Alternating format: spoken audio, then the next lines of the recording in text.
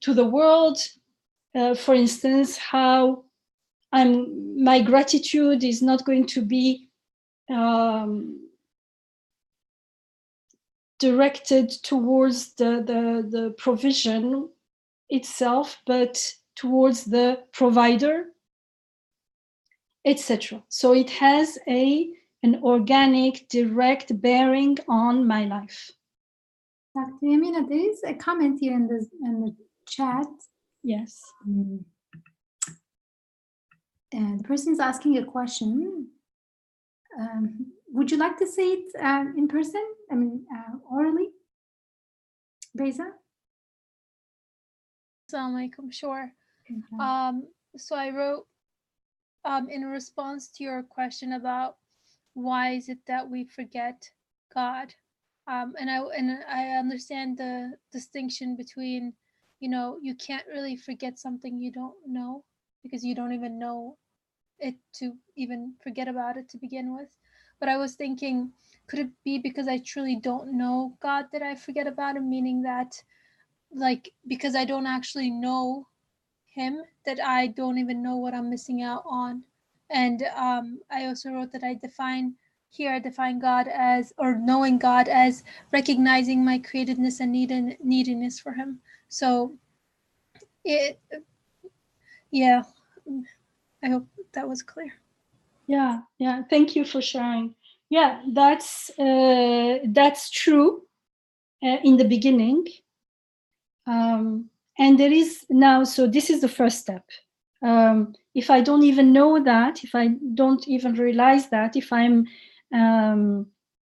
confusing my information about God as belief in God, then I have to start there. I have to contemplate on my own createdness, on my own neediness, and how my needs are the key to my being sustained and created right now, and therefore that neediness mirrors and reflects the qualities of my sustainer. Now, once I do this, I go through this process. If I do it a few times, I know God, but it has to be sustained. This process, this contemplation has to be sustained. Otherwise, although I know God, I forget about how important my relationship with God is. We started with a relationship with the Quran, but the Quran is about forging or nurturing a relationship with our Rabb, with our Maker. So we have two steps here. First, knowing God in an organic way through our neediness, and then cultivating and nurturing that relationship.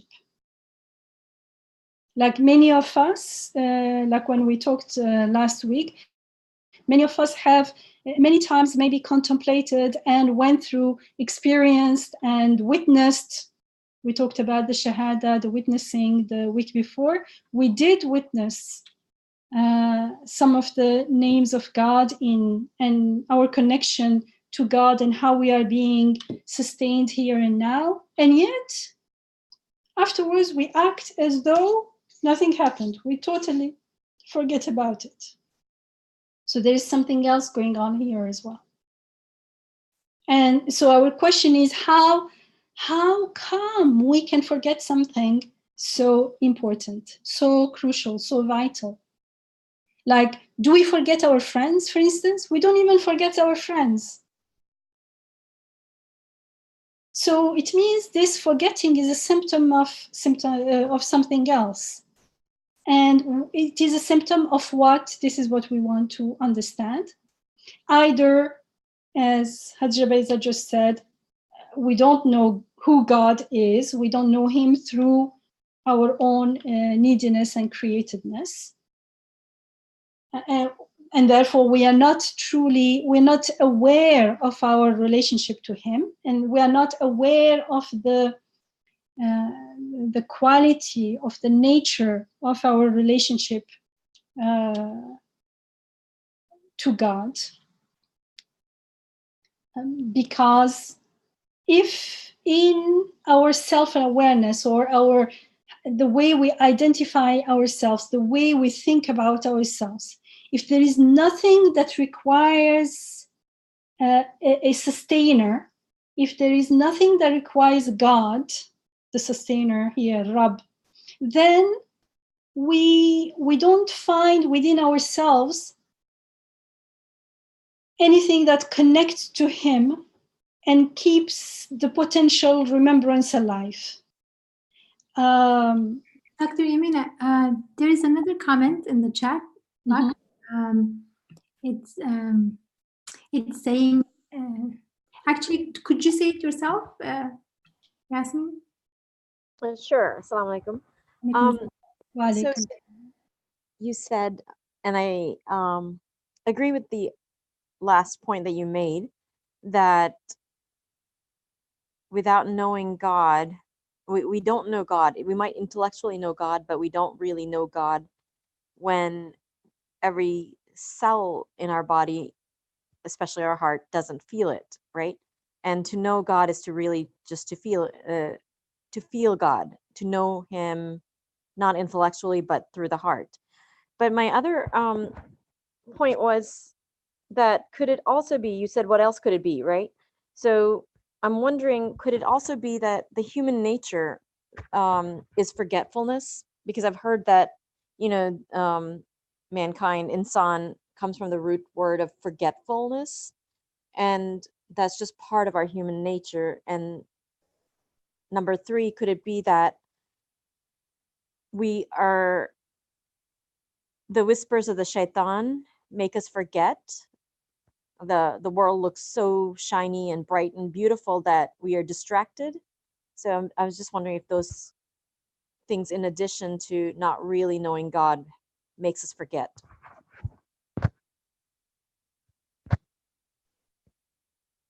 Thank you for sharing.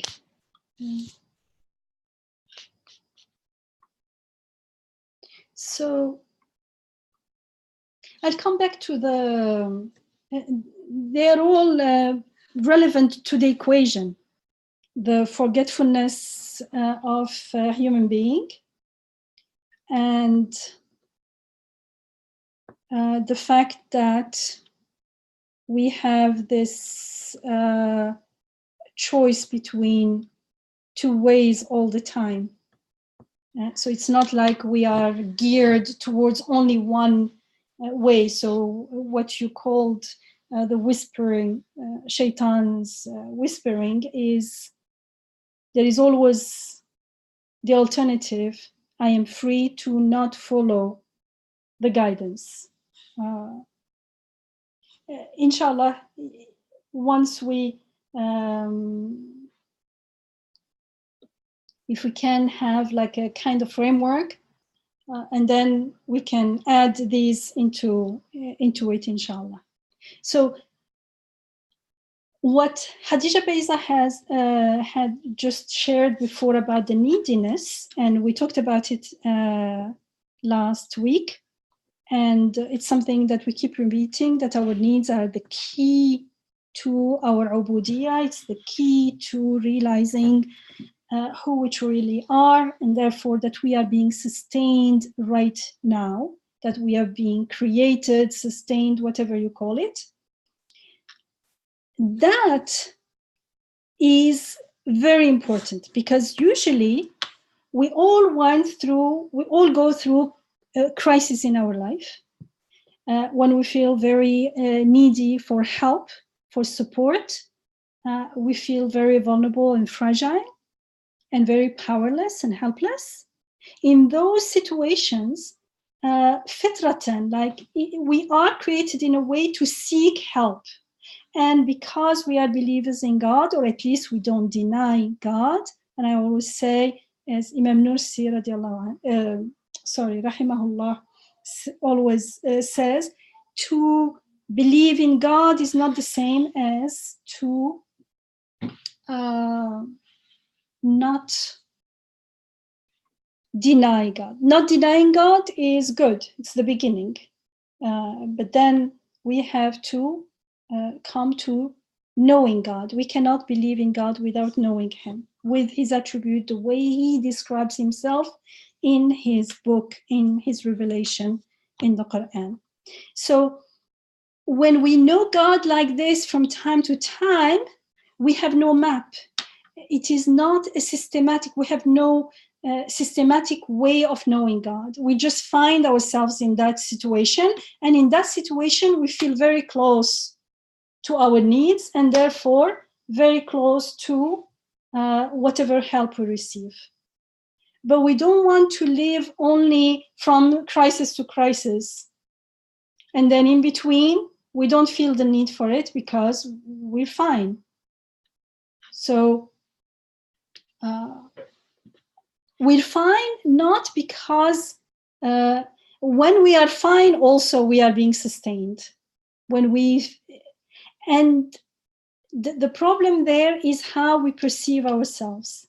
If I perceive myself as independent of anything, it means I am not aware that I need to be my breathing needs to be sustained, my seeing needs to be sustained, my hearing, my life, whatever you think about, everything that constitutes my life needs to be, and my existence needs to be sustained here and now. When I take that for granted, when I'm not focused on that, when I am busy with, when I forget this state, this fact of life, and I am busy with whatever you said, the brightness of the whatever, the worldly life, it's different for each one of us, then I have an awareness of myself. I identify myself in a way that in that identification, my existence is taken for granted, and therefore I do not feel the need for a sustainer because my existence doesn't seem to require anything. It's only when I'm in a crisis that I realize that I require something, someone, some help, some, how do you say? Yeah, some help. So the one of the main thing is how I view myself, and so that's how it means I don't feel any connection to him normally on a day-to-day level, except when there is a crisis, and that's why. In that state of being, even though I think I know that is not knowledge, that is a knowledge at the level of information, because a knowing, if I know, if I know that I am in a building and the building is collapsing, no one will stay in the building if they truly know.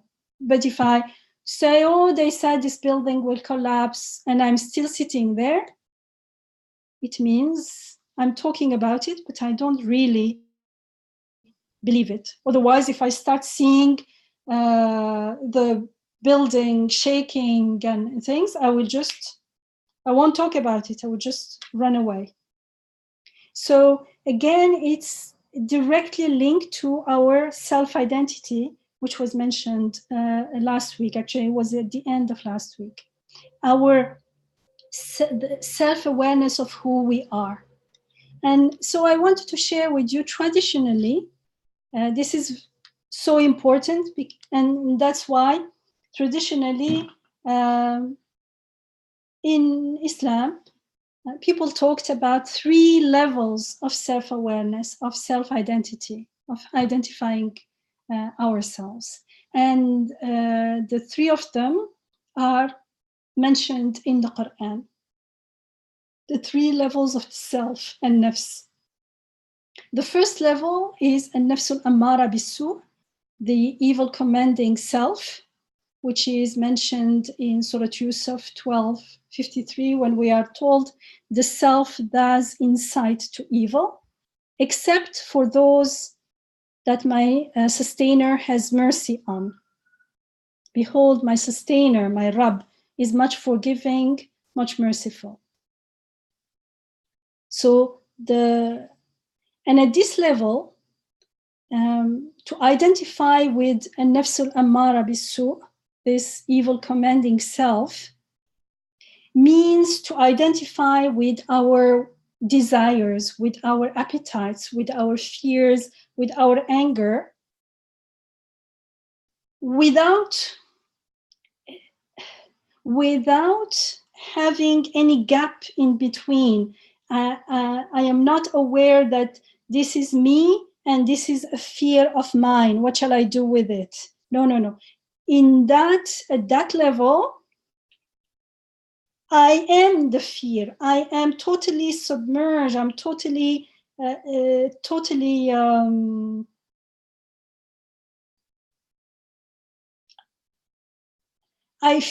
only feel fear. For instance, if it's fear or appetite or desire or something, this is me.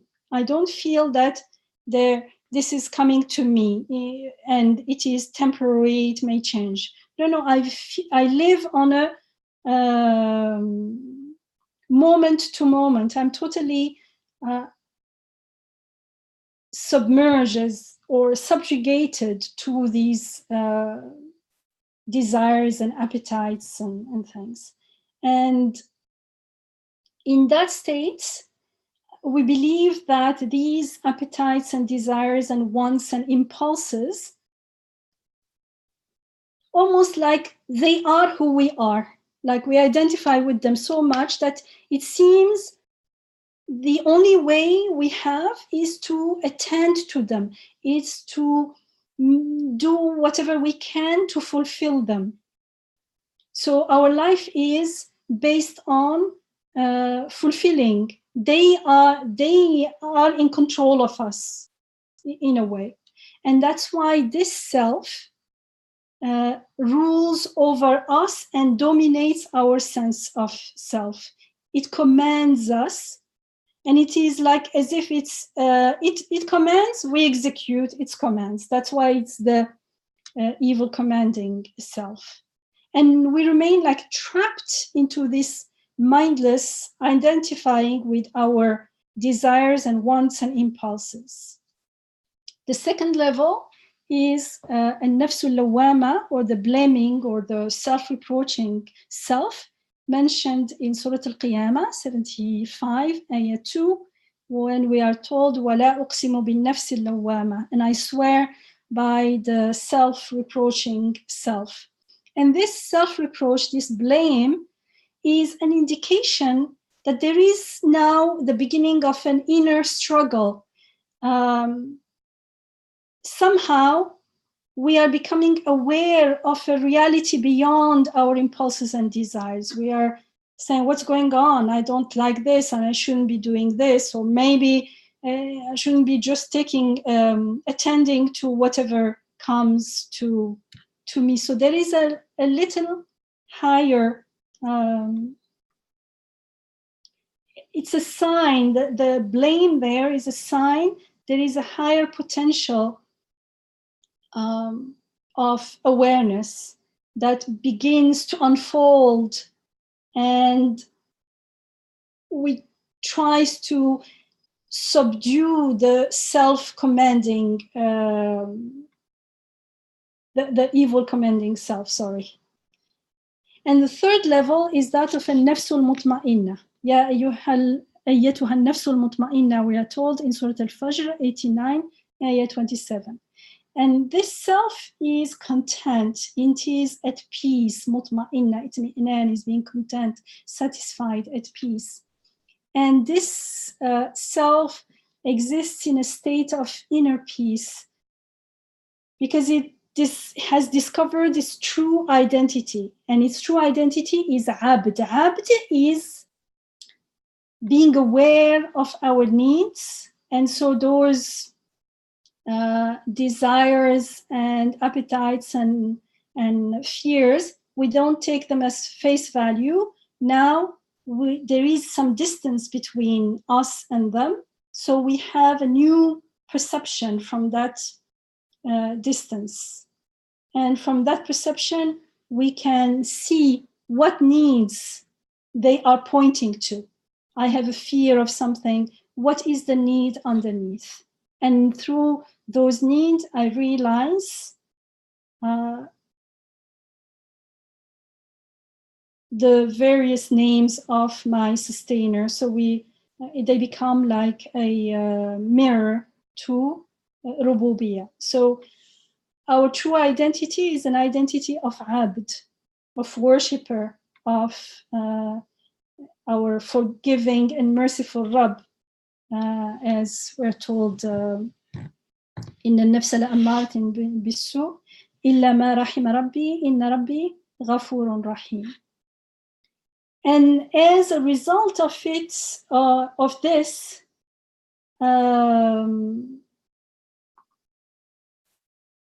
identification as abd, which is a true reality, it means this awareness of our true self, then we are told that the result is it becomes radiyatan mardiya, well-pleased and well-pleasing. In the same passage, it carries on. It says, يا أيتها النفس المطمئنة ارجعي إلى ربك راضية مرضية فادخلي في عبادي وادخلي جنتي. O self at rest and at peace, enter among my worshippers and enter my, before ارجعي إلى ربك, return to your Rabb, your sustainer, well-pleased and well-pleasing, and thus enter among my worshippers and enter my paradise. Paradise is within the Ubudiyyah. This is like a formula giving us what. And it starts here. So each of these stages, these three stages of the self, represents a phase in our inner journey towards higher mindfulness, awareness of our reality as abd, as ibad of our Rabb. And this is the journey we are supposed to embark. This is the journey we came to. What do you do? A journey. You embark a journey, or to follow a journey, to take on this life. And so actually, when we are attentive, we realize that everything happening in our life is impelling us towards this inner journey of cracking the shell of our delusions, the delusions of the first stage, and getting closer to the reality of who we truly are. However, when we refuse to question our delusion and we refuse to let go of them, we resist this journey, this inner journey. When Alia started sharing about making some time for the Quran, for herself, for the Quran, what came to my mind is actually the more we cultivate an organic relationship with the Quran, I don't know why it came here to me, but I'll tell you why it reminded me of that. The more we start realizing that the rest of our life is actually an unfolding of the message of the Quran, of the guidance of the Quran. in the beginning, because everything seems separate, we don't see the relevance of the message of the Quran in our life. So it seems like I have to make time for the Quran, which is, we need to make that time in the beginning. And if we make that time, and if we can cultivate an organic, living relationship with the Quran, a relationship of shahada, of making shahada, of confirming and witnessing, then what the Quran teaches us, the ayat of the Quran, always urge us to, or guide us to, contemplate the ayat in our life, in the world, in the creation. When we do that, when we read them in parallel, the Quran and our life, then we start realizing that what's happening in my life is actually an unfolding of the message of the Quran. I start reading what's happening in my life under the light, under the guidance of the Quran, and what's happening in my life becomes also a confirmation, a witnessing to the message of the Quran. So they are read together. And as I sometimes say, it's like watching a movie. If the movie is meant to be watched with sounds, and so it's not like the early Charlie Chaplin where there is no sound, so they make sure that you understand what's going on without the sound. That's not how life is. It is we need the sound. So if I watch a movie like that and there is no sound, or there is sound but I don't understand the language, then I'll be guessing, and most probably I'll be missing a lot. So I can't really say I understood what's going on in the movie. If the screen is black, we lose the picture, and we only have the sound and we understand what's going on. We also will be guessing and we won't really get what's going on. And that's the movie with the sound is like life and the Quran. So the Quran is what comes and explains to us what's going on in our life.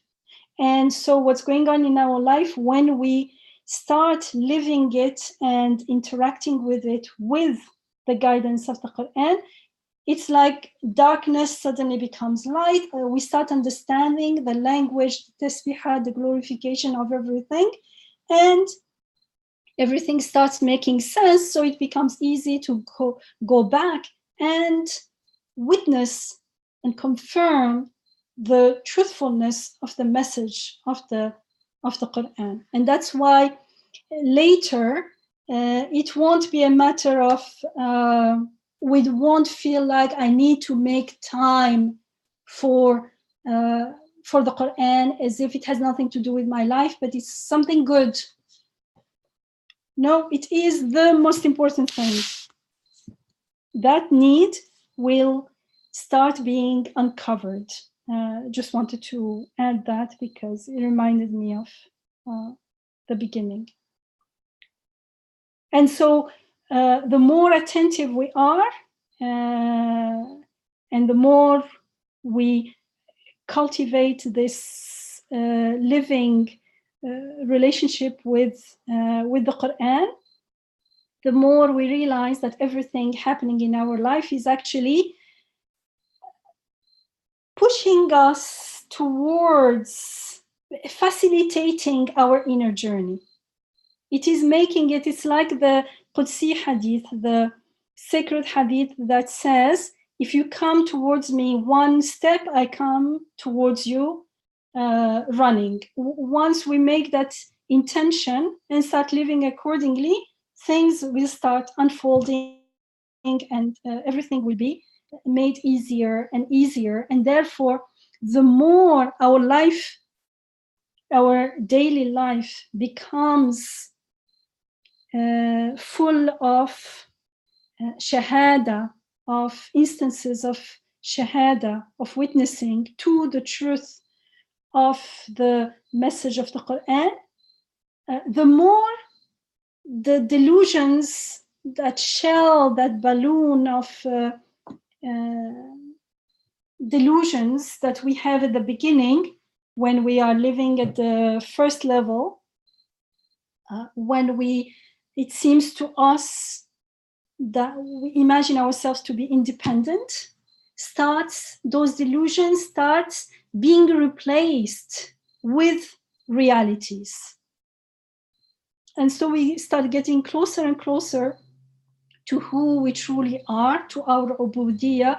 Our ubudiyya starts unfolding, our humanity starts fulfilling the purpose of its creation.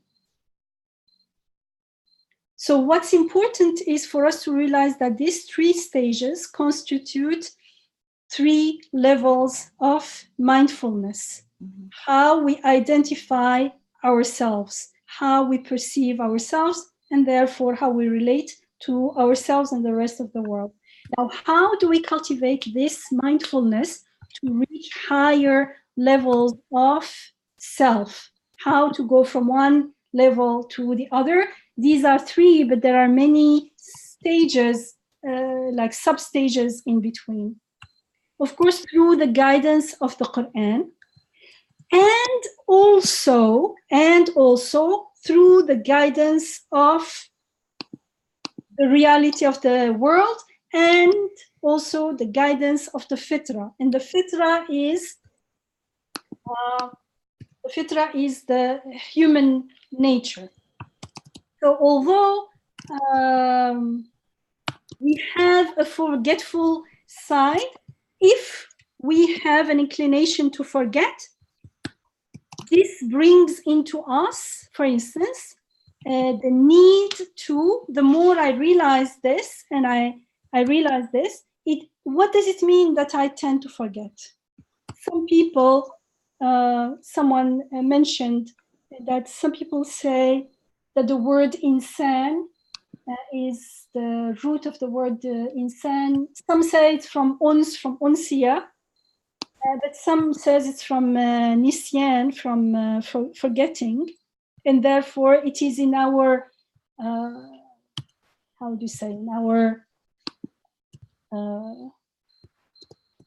nature, let's say, in our fitrah, that we forget. Okay, we do forget. It means we have a need to remember. It means we cannot take remembering for granted.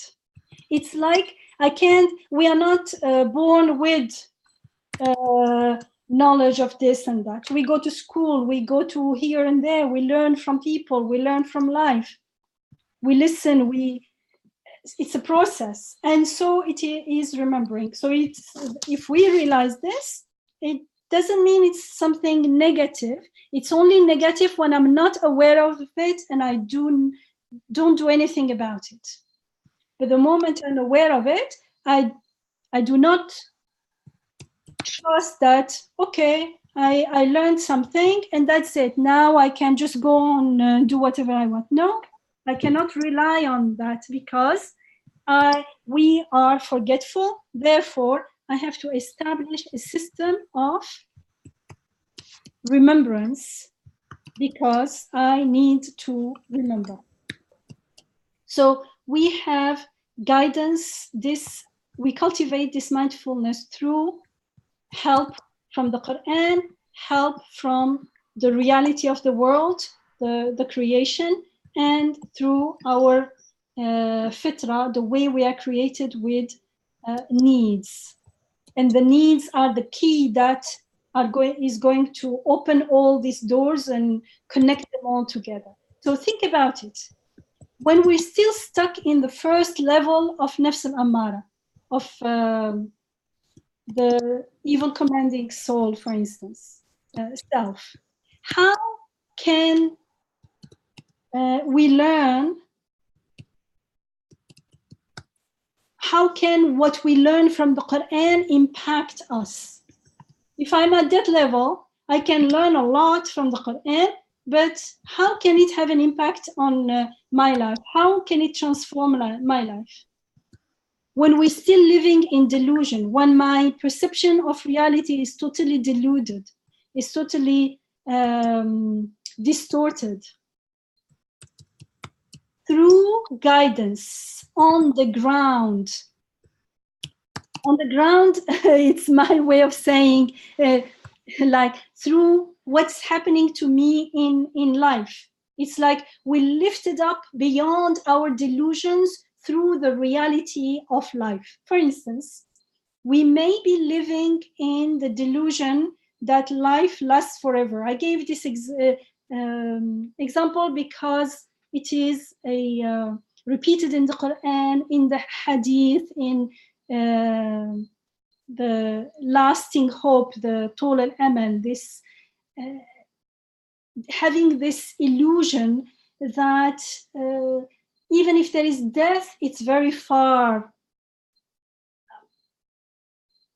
This is a theme that is repeated in the Quran and also in lots of Islamic literature. So it seems like we may not even think of death, and even if we witness it out there or something, it seems like it's very far from us. Then suddenly something happens around us. It's one thing to hear about death. It's another witnessing an accident in the street here in front of me.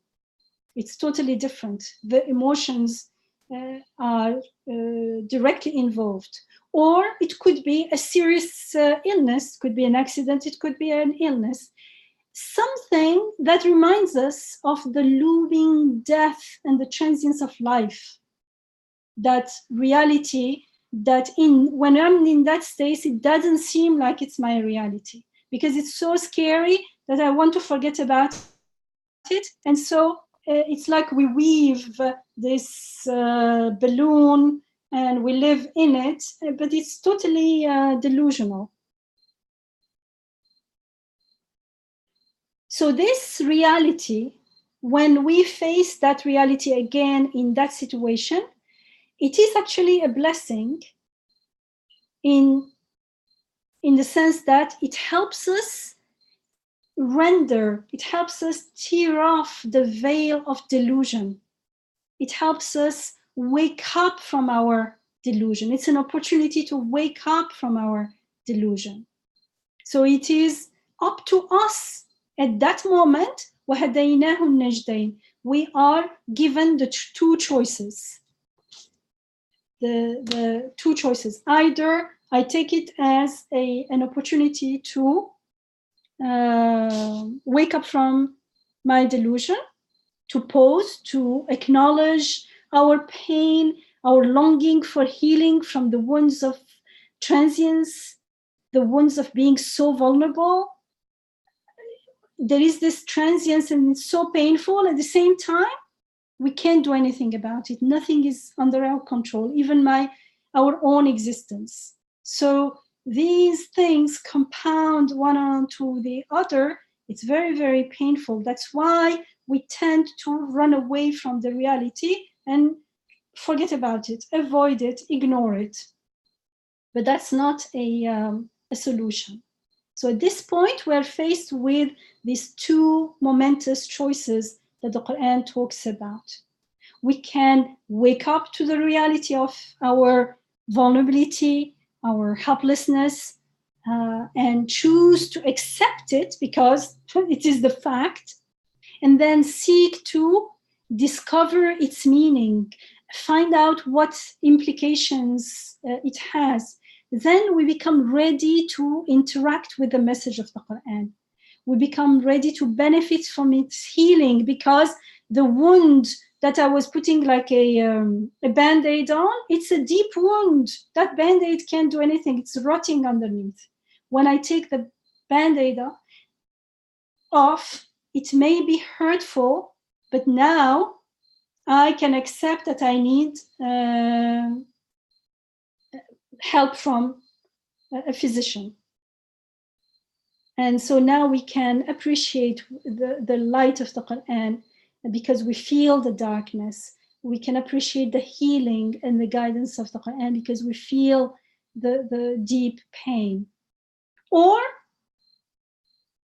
we can also remain in our state of delusion, and that's what the whispering of shaitan, in a way, I don't want to go into the details of how it is, but it's directly related.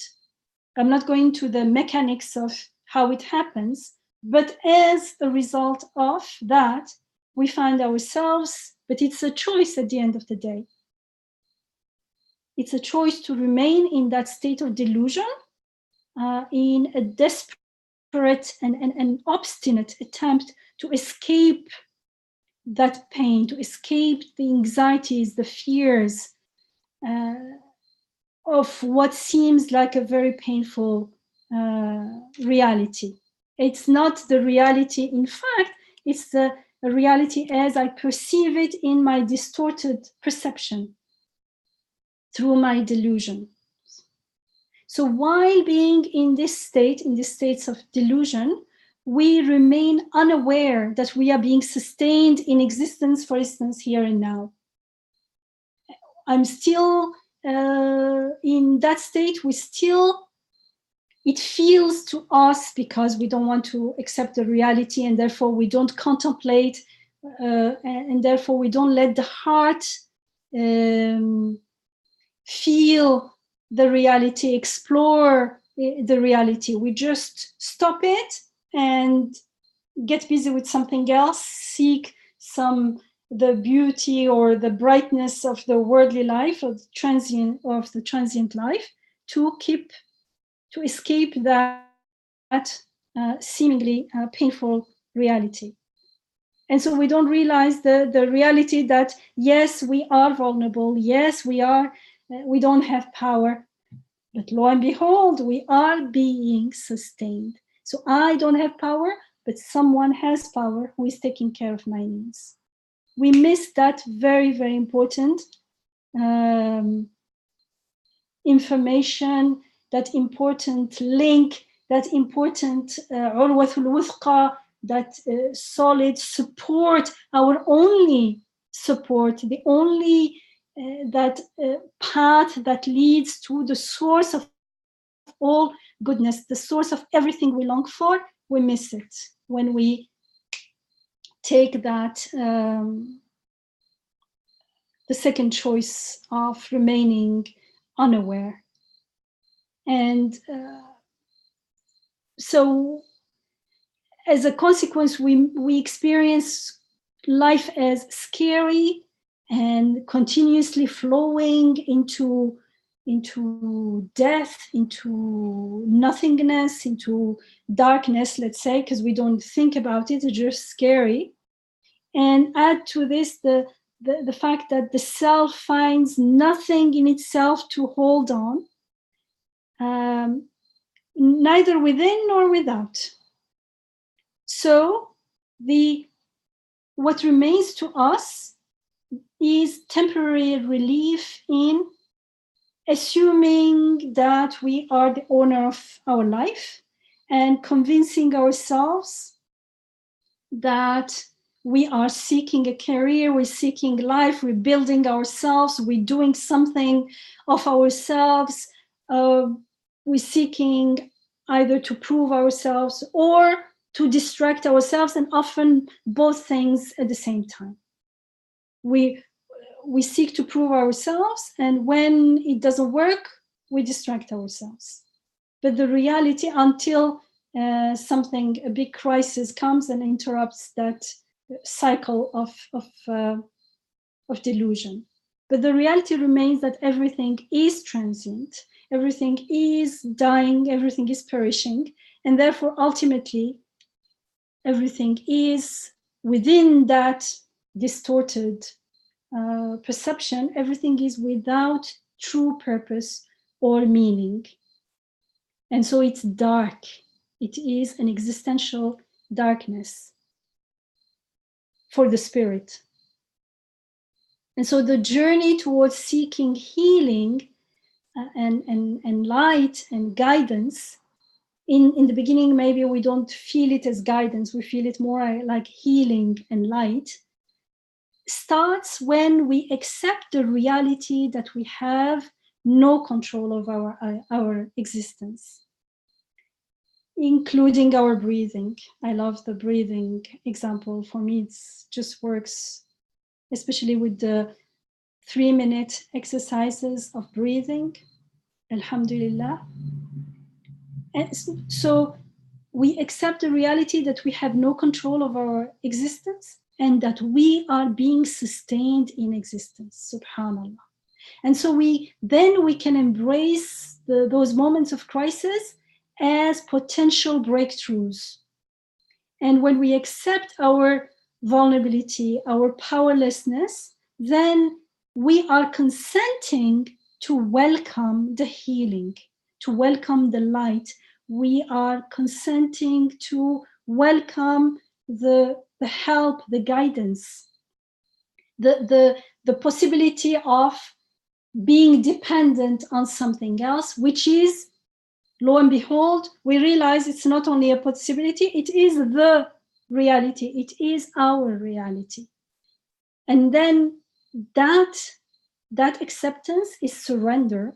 And when we surrender to this fact, to this reality, this surrender itself makes us receptive to divine inspiration in the creation and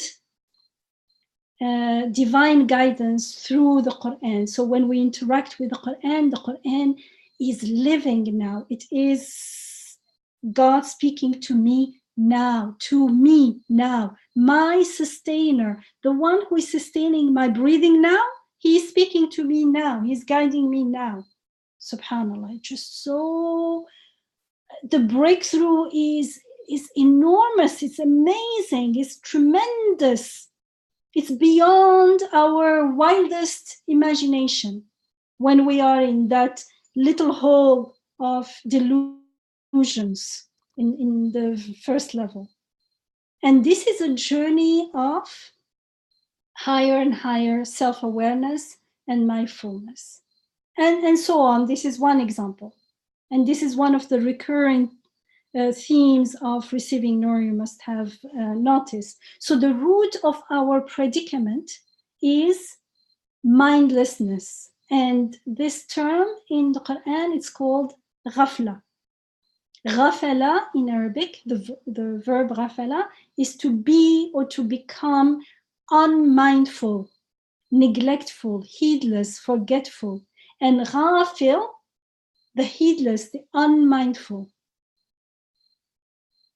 And it is a state of being that is condemned in the Quran.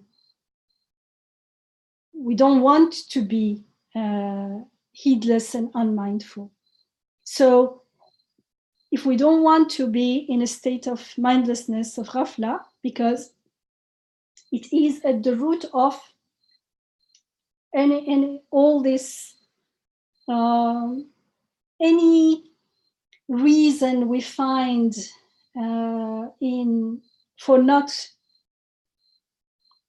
connecting with the Quran, for not connecting with our Rabb, for not connecting, it's because we are not connected with ourselves. It's because we are unaware of who we truly are, because we are living in a frame of reality that is made up. We're not even aware that we just made it up. We're assuming things and we never question them. And that's why in the Quran we are taught to question those taken for granted beliefs, baseless beliefs, false beliefs. So the root of the situation, our plight, is mindlessness, is ghafla. But that's not all. There is another very crucial factor, and that is the choice, the intention. Whenever we come to those two, how do you call when we have two alternatives? Two culprits, two Bifurcation. Choices also. Sorry? Crossroads? Crossroads. For some reason, I imagine like 4 different. Anyway, crossroads could be, or bifurcation. Thank you. So then what arises is choice and intention. It means, shall we stay in mindlessness, or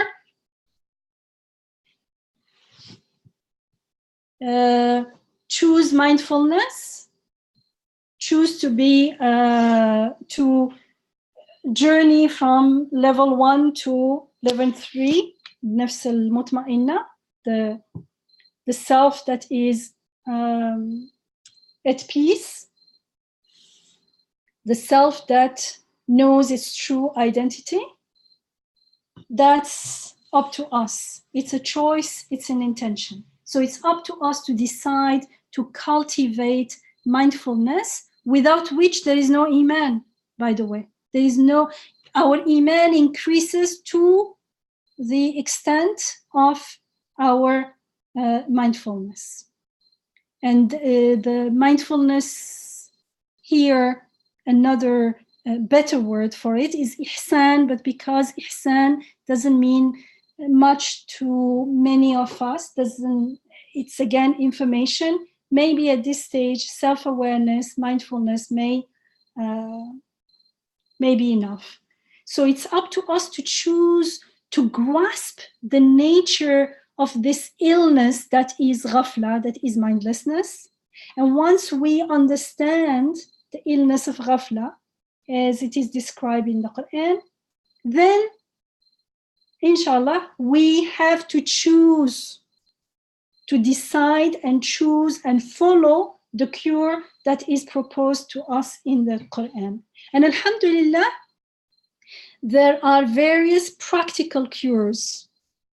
And I just want to mention a few. For instance, dhikr. We are told in the Quran, in Surah Al-A'raf, Surah 7, in Ayah 205, وَاذْكُرْ رَبَّكَ فِي نَفْسِكَ تَضَرُّعًا وَخِيفَةً وَدُونَ الْجَهْرِ مِنَ الْقَوْلِ بِالْغَدُوِّ وَالْآصَالِ وَلَا تَكُنْ مِنَ الْغَافِلِينَ. So remember your Rabb, your sustainer, within yourself humbly and with awe, and without raising your voice, morning and evening. Morning and evening in Arabic, maybe in English as well. Bilghadu wal asal means all the time, constantly. Like day and night. Exactly. And this way, do not be of the heedless. لا تكن من الغافلين. غافلين is the plural of ghafil, the one who lives in ghafla. This is how you are not going to be one of the ghafils. How? By remembering your sustainer, Rabb, my Rabb. If I learn to read ayat, then each breathing, each inhaling and exhaling is an ayah reminding us of our Rabb. And within yourself, humbly and with awe. It is awe. You feel like, at least metaphorically, when we don't have we're not going to prostrate constantly, but metaphorically we can prostrate constantly. That's the sense of awe. Something is happening in me. I am made to breathe. Just do the 3 minutes few times a day and tell me how your life will change. So without raising your voice morning and evening, and this way do not be of the heedless, subhanallah. So this dhikr, this remembering our sustainer, our Rabb, is in the Quran. We are taught that everything happening in our life is also an ayah. So repeating the ayats of God, contemplating the ayats of God are all means of dhikr. Dhikr also includes constantly, for instance, bringing salawat. When we say Allahumma salli, we are told in the Quran again, Ya ayyuha alladhina amanu sallu alayhi wa sallimu taslima ala nabi. Or you who believe, invoke blessings upon the Prophet and ask for peace, for complete peace for him. If we know who the Prophet is, the living Quran, and if the more we know him, because we can't know him all at once, it's a process, the more we know, and we know him through following, understanding the message he brought us, and following his example, his teachings. And the more we follow it, the more when we say salatu wassalam ala nabi, we are actually acknowledging, we are making a bay'ah, we are acknowledging that this path is a path that leads to our Rabb, that's a path that leads to light, that it is guidance from God. And so we are grateful to him, and we invoke blessing on him.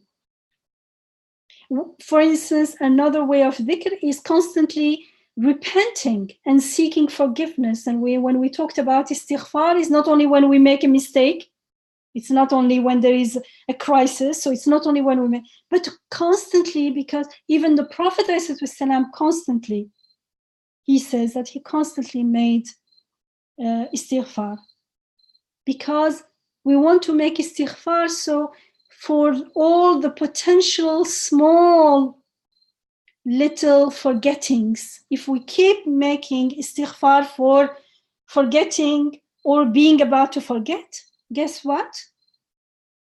The istighfar itself is the remembering, and the more we do it, the more we remember. The more our forgetting becomes a means of remembering. Also, and this constantly is repeated in the Quran. This morning and evening is repeated many, many times in the Quran. Reciting and contemplating the Quran is also very important to cultivate mindfulness and ghafla. Reciting the Quran and contemplating the Quran. And the more we contemplate the Quran, the more when we recite it, the reciting will,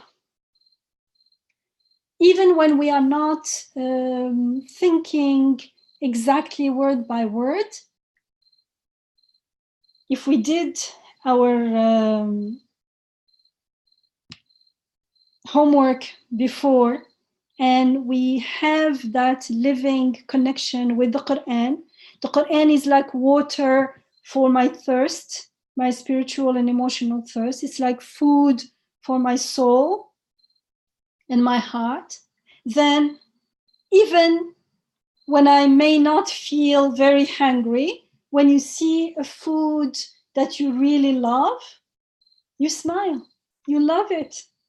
And you say, when I'm hungry, I'm going to eat it. You don't throw it, or you don't say, what is it to me? There is an organic, a living connection, relationship there.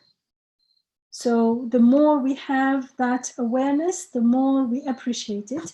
And this, contemplating the Quran and reciting it, and this, for instance, constantly making salawat, making istighfar, saying Bismillah, saying La hawla wa la quwwata illa billah, repeating the names of God, they are all injunctions of the Quran, they are all guidance of the Quran. We are taught in the Quran what to do practically to cultivate that awareness. And of course, choosing a company of Ibadallah Salihin, people who remind us of all this, people who remind us of the truth, people who themselves are constantly in dhikr, choosing that kind of company is also very important, because otherwise it will be easier to forget if we are around people who are either not aware or forgetful themselves. So we need to at least have, even if it's not constantly, have some, it's like, how do you call, an anchor. We have like a community of people who remind us of the truth. So now I did not talk about ghafla in the, how it is described in the Quran, and what to do, what are the cures, because it's an illness of the heart and the soul. If you like, we can do that, inshallah, next week, because we don't have time now.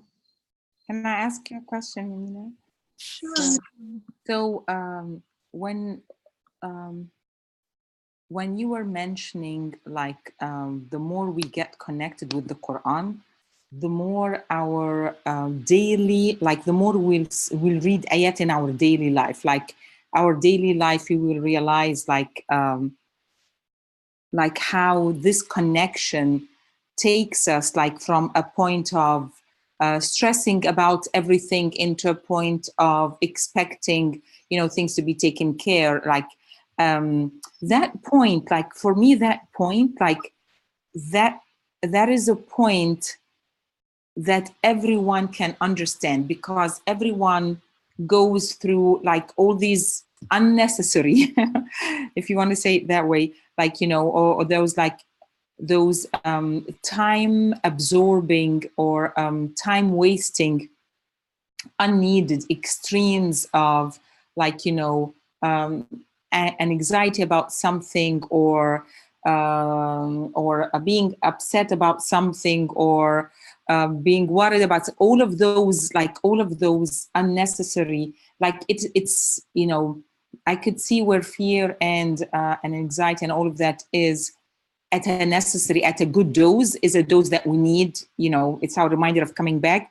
But when we live, like you say, when this becomes who we are and we stay there, it's like, you know, then our world becomes like, our world becomes just one turmoil into the other turmoil.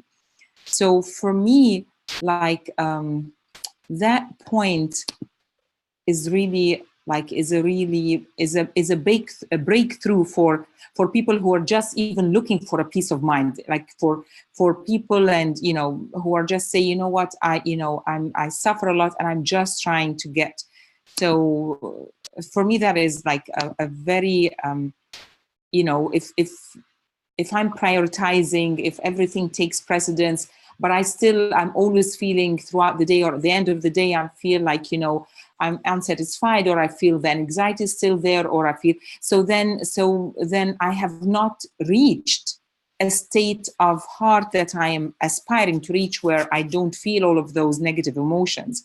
So then, you know, thinking of the Quran as the solution that will take me there, it will then, you know, I will then have to prioritize it, because it will take me to that place of hell, that with all of my experience, like at the end of this day, did I feel better by prioritizing everything else?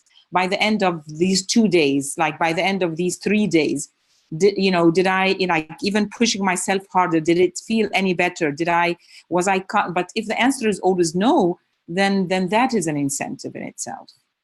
Jazakallah khair, Yamina, for making it clear. So the connecting with the Quran, of course, is to learn to read. Read here is not read Arabic only, which is good. Reciting is good. But not only that, but to read as we are reading together, as far as we can. We're not saying that this is the only way to read, but as long as it is increasing our iman and our ihsan, then inshallah we are benefiting. So it's fulfilling, following the iqra. Not everyone can do it, and that's why we are coming together. And when you talked about checking at the end of the day, from experience, I learned that so many years ago, it used to feel like, okay, let's say if I have 5 hours, half an hour is to contemplate. In the beginning, half an hour contemplation is not easy because I'm talking about contemplation, not only reciting and studying. This is internalizing the message. This is what we do when we were studying the surahs of the Quran.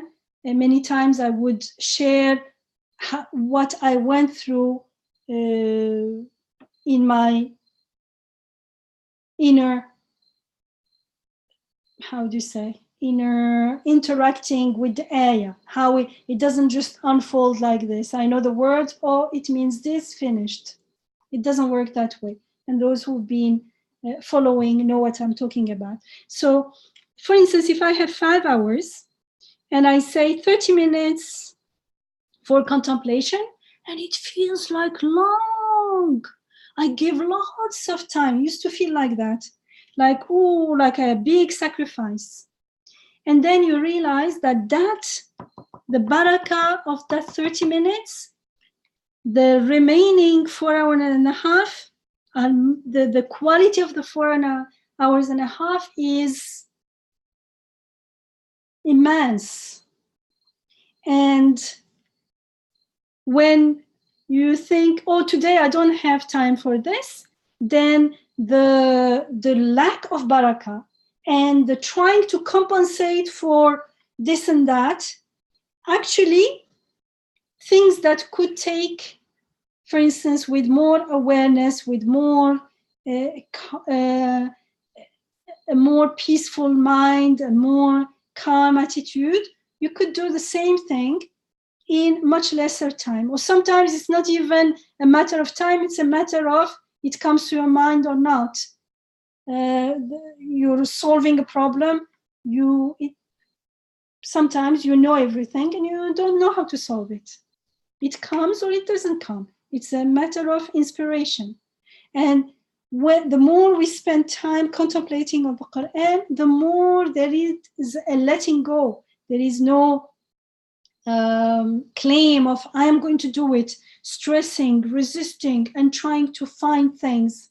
And it becomes like, as you just said, Alia's struggle. So the whole thing is the less time with the Quran, the more time I found myself spending in order to compensate for what I didn't spend with the Quran. And the more time you spend with the Quran, the more barakah in the rest of your. So, and then you start, it becomes like a living witness that it's like we become looking for, where is my water in the morning? I'm feeling thirsty. Just, it was not clear. I could not really articulate it, but inshallah. Actually, it makes a lot of sense, Dr. Yamina, because if the Quran is to address our most inner concern and tell us who we are, and the more we refresh that, and the more we are nurtured with that, the more we go out in the world as an abd, as a worshipper. And it doesn't have to be in the sense of a label, hi, I'm a believer, everybody else no, not in that sense, but in the sense of the way we live the life is more attuned to who we are. So it's less of a struggle, because that the painful is less painful because we know its meaning. the beautiful is more beautiful because we know its meaning. Yeah, and I can align with who I am deeply called to, which is to be an abd and a khalifa, to be a worshipper, and a slave, but somebody who recognizes full dependence and then enjoys that and also reflects those names in her life. So that's actually, and that's partly the purpose of the daily prayer as well, 5 times a day. Yes. And to reset, the refresh that if we could, it makes a lot of sense. Jazakallah khair. I know it's past 9:30, but I see another question here that was posted a bit earlier. I can go ahead and read it. What is the tendency in not wanting to be helpless fueled by? Is it having to depend on another being that cannot truly support me? Anything out of the universe? In the beginning, it is fitri to not want to be helpless. It is how we are created, because if we liked it, we wouldn't look for anything. We'll remain there. So to not want to be helpless is within us. What is it? It means the more we become aware of its meaning, what does it mean that we don't want to be helpless? It means we have a need. In the beginning, when we are not aware, it feels like I don't want to be helpless, so I have to work very hard and struggle to become powerful, to gain strength somehow. But then when I realized that actually, and through gaining strength, that process helps me that strength is not within me, it's again given to me. So I realized that sexually, this is a sign, an indication, or a sign that indicates that I have a need for help, for strength. For instance, I don't have control over anything, but I want to have things controlled. In the beginning, it feels like I want to control things. No, actually, it's not about me controlling things. It's about if they come and tell me everything is under control, actually, it is even better because we don't want to do the work and to worry about it and to be so anxious. So I realized, I have the need that everything be taken care of and be under control. And that's how, through those needs, we realize that someone is taking care of everything. Everything is under control. Not my control, but it's under control. Then that's where we find peace.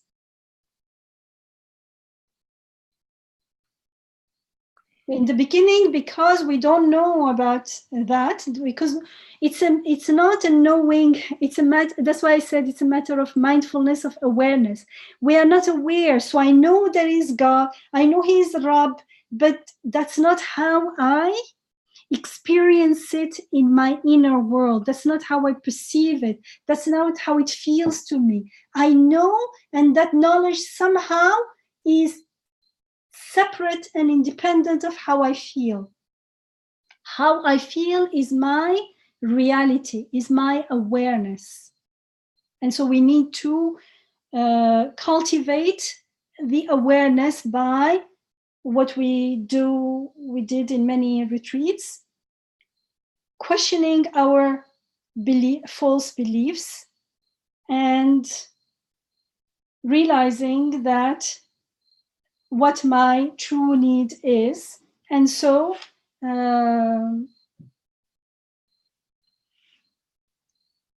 then when I make that difference, it's like it gives me perspective, so I can perceive things in a different way. And the example I usually give, if I have a telephone right now, right next to me. If I put it very close to my eyes, now I did put it very close to my eyes, so close that I don't see anything. I don't see the telephone. But when I put it back on the table and I have some perspective of what it is, when I look at it in the room, it looks small. So now it's still there, but I can see it for what it is. That tendency of not wanting to be helpless, for instance. In the first level, it's totally, I'm so much in it that I don't understand what it means. I just feel overwhelmed by the helplessness. And I'm like someone drowning in the sea and struggling. And once I put it away and look at it, my perception starts changing, transforming. Inshallah. It's a good question. It's very, very meaningful question. Thank you. Thank you for the question, and Jazakallah khair, Dr. Yamina, for engaging it. There is another good point. Maybe we might make it our starting point last time or next time. I'm going to go ahead and read it. Natila said that thinking, perhaps we're often afraid of doing contemplating because of fear of probably not understanding it the right way or misunderstanding it. So we think it's better to read or study tafsir. Can we really personally engage the Quran? I think is the question here. I don't know if you would like to take it now or shall we? Yeah, personally, I think this is also a very good question. That's why I felt the need to add that connecting with the Quran is about reading, contemplating, reading the Iqra. But we can, for instance, we studied lots of surahs together. Once we studied together, each one of us can go back and take that as how do you say what do you do in the platform? Maybe it's a platform. Jumping point. Yeah. Yeah. Yeah. To start and listen again, listen to the Quran, listen to what everyone shared, to the reflections that I shared, and does it make sense to you? If it doesn't, maybe you can bring it and share it with everyone. So when I'm saying this, yes, I do not mean everyone take the Quran and start reading. No, you can read the Quran like this on the whole to become acquainted with it. But in the beginning, like everything else, we need some how do you say? Wheels. Sorry? Training wheels for biking. Some training. Yeah, we need some training. That's why we needed the Prophet. We need the Prophet. It's like the Prophet, the prophets in general are not, or for us, Muhammad is not just like a postman. He brought the Quran, now we read the Quran. No, we read the Quran through his first tafsir. Through his tafsir, we learn how to interact with the Quran, and then we apply it to our situation. But we need that training first. Yamina, I like when you're saying like how you listen, like you give yourself time to connect with the Quran. So I guess like when we are trying to like, I think that maybe the question, that's my way of reading the question. Like, I don't want to make the Quran put meanings in the Quran, they're not there. But I don't think that's what we're trying to do. I think It is like giving time, like after understanding the general translation, general meaning, just giving time to sit there and to like clear our heart from the perceived understanding of what this is about, and just and ask, like ask for guidance, for a connection. So it's looking for like, how does this ayah speak to me? Like what, like in my hal, like my hal when I'm reading it right now, like how does it resonate with me? How do I see myself, like, you know, what is the part that resonates with me? What is that connection? So it's more about allowing ourselves time to connect, than trying to make a meaning that's there or not there. Yeah. And I can, if you want, next time before we start reading about, sharing about Ghafla, I can give an example from ayats or surahs that we studied in the past, and what came just right now to me is when we read, for instance, ذلك الكتاب لا ريب فيه. ذلك comes a few times in what we studied together, and usually it's translated as this is, and in the Arabic tafsirs it means, it would be ذلك means that. In Arabic, ذلك is that. And in Arabic it would be, the tafsir would say, that is يعني هذا الكتاب, this book. And so for me personally, I stay there, because what comes to me first is also this book, because my first inclination is to think, oh, the book, of course, this book, the Quran that I have with me. But then I stop and say, but it's saying ذلك. It's saying that book. So why that book? I don't understand. And so I stop and I tell myself, now I know the words, I know the grammar, and I have to acknowledge that I don't understand, instead of assuming a general meaning and putting it there, because one of the rules is that the words of the Quran are also signs. Each word is a sign, and it's there for a reason. I can take another example. Just this came to me, and for me in the beginning, I had to stay for days saying ذلك الكتاب, ذلك الكتاب, and of course reading it in the context, remembering the whole context, years of dealing with the Quran. What could it mean? Why ذلك? Why not? Why that? Why not this? Where is the Quran that it is? And then you start asking questions.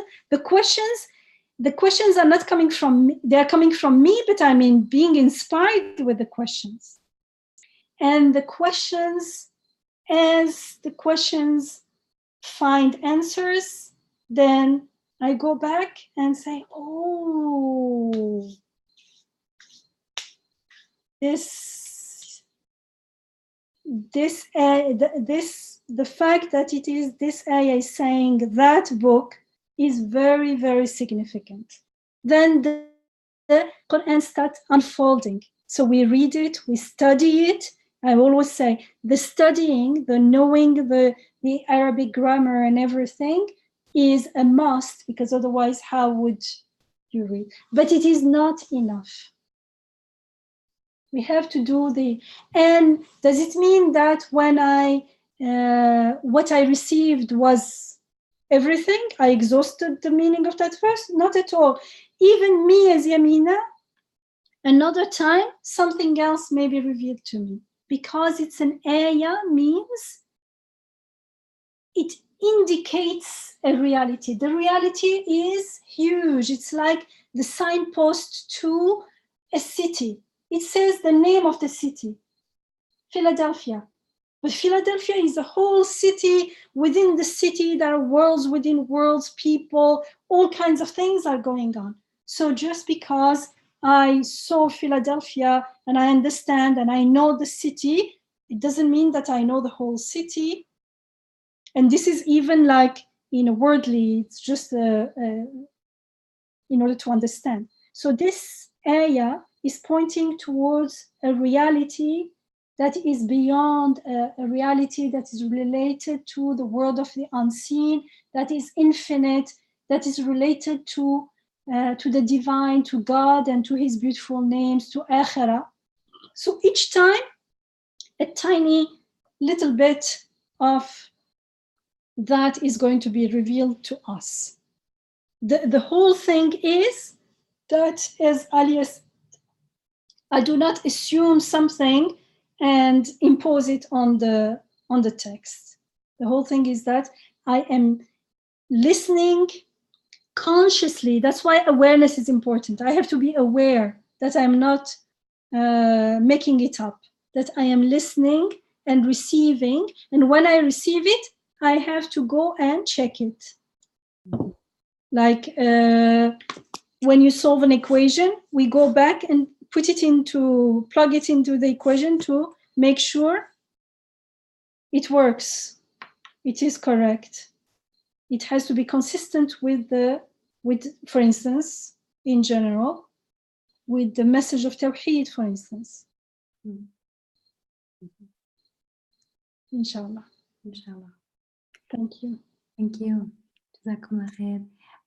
Just a reminder that in the Receiving Nur YouTube channel, if you go to YouTube and type Receiving Nur channel, you will see that we have done a lot of surahs earlier together as part of Quran study, and then the very first one, the more initial ones, were Alif Lam Mim, whenever we did the disconnected letters as well.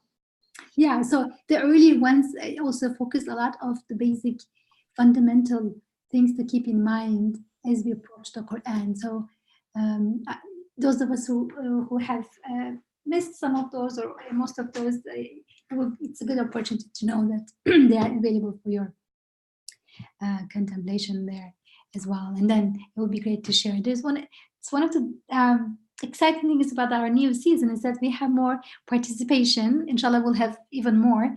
But that's great. Thank you, everyone, for your comments and questions. I have one more person who wants to ask a question, Dr. Yamina. Shall we go ahead and take it? It depends on the question. Okay. If it's long, then we can keep it for next time, inshallah, if you don't mind. Okay. Let's see. The person then typed the question, so I'm going to ask her to go ahead and articulate it, and then you can do as you like. Keep it for next time or answer. Yasmin, would you like to share? Okay, Assalamu alaikum. I just wanted to say that you may have already answered this, so it might be kind of long. I was just trying to figure out, you were saying that we experience things because we have a particular need. And I guess I was just trying to figure out what I'm experiencing in my life right now and what my need is. And that I don't know if it might be kind of long. So, I mean, I guess we could talk about it next time. Rather than we experience things because we have needs, what we experience indicates needs within us. Yeah. Shall I say what I'm experiencing, or do you want to save that for next time? I think, yeah, if we leave it for next time, but will you remember? Inshallah? Or would you like to share now and then we answer it next? Okay, so I will go ahead and share it because time is kind of critical for me.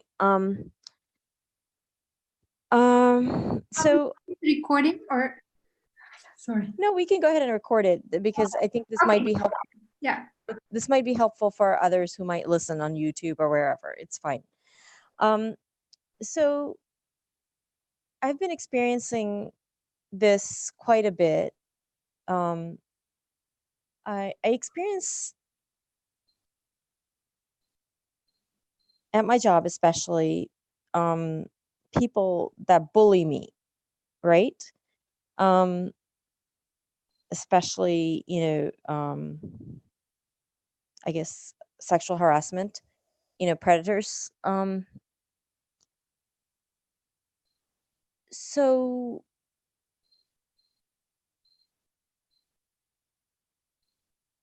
So my thinking is that the need is to feel safe, but I think I'm looking at it at a very superficial level.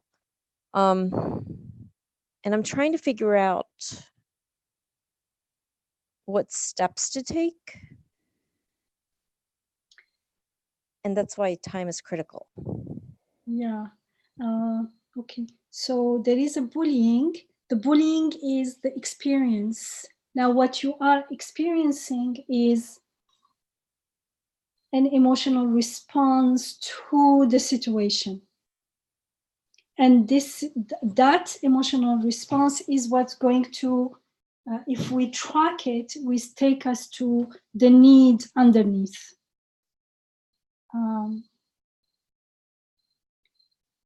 Because it's bullying, most probably it's going to boil down to fear. Fear attracts bullying. But unless we do the tracking with you, how you are feeling, and then how decorticate that feeling, so it's bare, and we see that underneath it there is a belief based on fear that is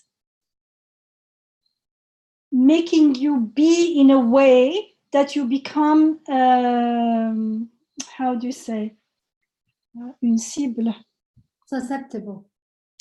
let's say susceptible to bullying. So I don't know if you didn't, if I was clear. I experience sexual harassment. When I say stop, they retaliate and bully me. So am I sending out some sort of a signal saying that it's okay to harass me? What is going on? I don't get it.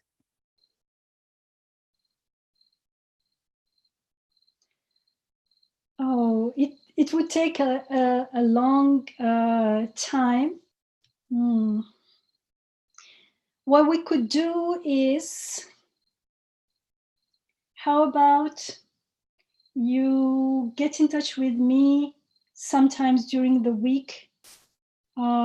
Get in touch with me and let me know in advance, because I am busy.